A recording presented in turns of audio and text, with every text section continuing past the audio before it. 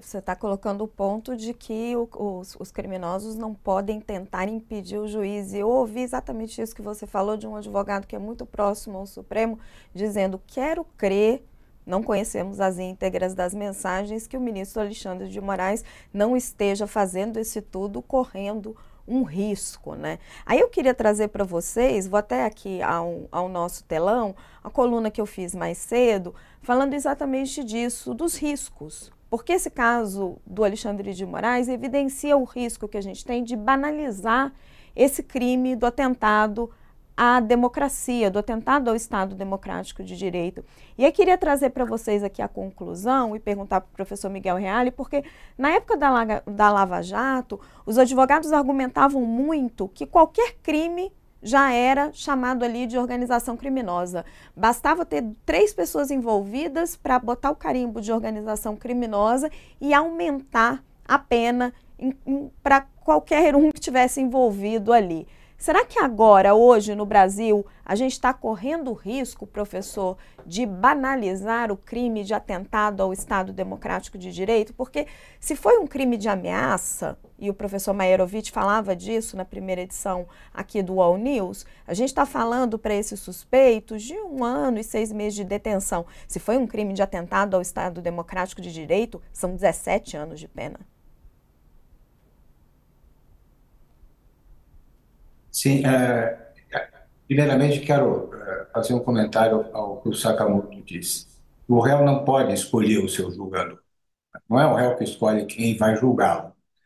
Mas isso se cabe dizer com relação, por exemplo, ao Silveira, que fez ataques ao Fachin, ao Barroso. Ou seja, ele ampliou acusações contra ministros e não contra a família. Mas quando entra o aspecto muito íntimo de que atinge não apenas a instituição, mas o sentimento familiar, pessoal do ministro, eu creio que aí nessa hipótese sim é que há uma situação de impedimento, né?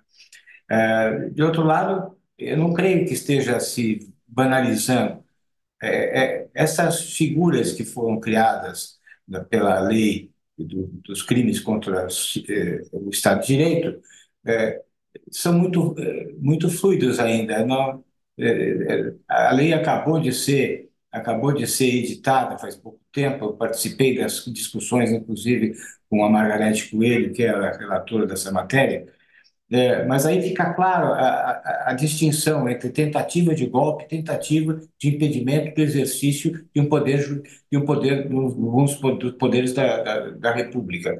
E nesse caso é o atentado, é uma tentativa de impedimento do funcionamento livre de um dos poderes constitucionais, que aí é o poder judiciário. Eu creio que deva, sim, estabelecer esse enquadramento, não o fato não apenas como uma simples ameaça, mas como algo que atinge as instituições, porque esse era o objetivo, né? E não se está banalizado, o que se está é fazer um enquadramento correto de repressão efetiva de atos que não se limitam a ser uma ameaça pessoal. A ameaça é sempre a possibilidade de criação de um perigo com relação a alguém. Aí o perigo não está apenas atingindo uma pessoa, mas está atingindo o funcionamento de uma instituição.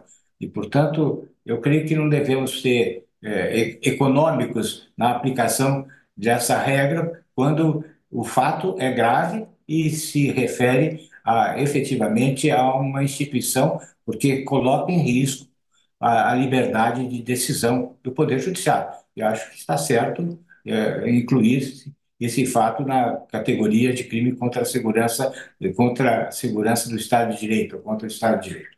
Portanto, mantenho essa minha posição. Acho que não existe banalização. Perfeito, professor. E queria ouvir o senhor também, professor Cláudio Couto. Quando a gente compara com aquele período da Lava Jato, onde se teve muita crítica, tudo se colocava como organização criminosa, será que o Brasil corre o mesmo risco hoje?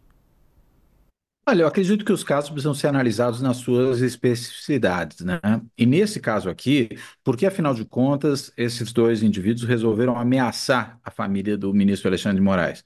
Não é uma desavença de vizinhos, né? Não é um problema ali de alguém que se desentendeu com o outro numa briga de trânsito ou por algum tipo de negócio. Na realidade, são ameaças que só ocorrem por conta justamente da atuação do ministro Alexandre de Moraes na condição de ministro Supremo e de ministro do TSE, né? Não entendo como ela possa ser vista de outra forma.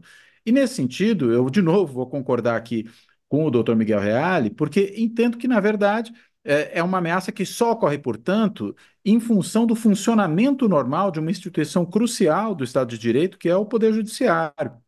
Então, é sim, a meu ver, uma ameaça realmente ao Estado de Direito. Acho que nesse caso não é uma banalização, porque é um tipo de ameaça que se enquadra dentro de um contexto mais amplo, no qual diversas ações, todas elas voltadas a impedir o livre funcionamento dos poderes, a intimidar aqueles que dentro desses poderes exercem as suas atividades, né? É um conjunto de ações que tem tomado curso aí. E esses dois indivíduos, me parece, agem no contexto desse conjunto de ações. Então, não me parece um excesso. No caso da Lava Jato, realmente você tinha ali, eventualmente, uma organização criminosa atuando no esquema de corrupção, mas não significa que todo mundo que estivesse ali de alguma maneira envolvido com o caso, ou que tivesse tido algum tipo de benefício ilícito ou participado de algum tipo de operação, estivesse dentro dessa organização criminosa. O fato de uma organização criminosa atuar num contexto mais geral não significa que todos são membros dela, né? Mas significa que são, de alguma forma, afetados por esse processo que ela conduz. Agora,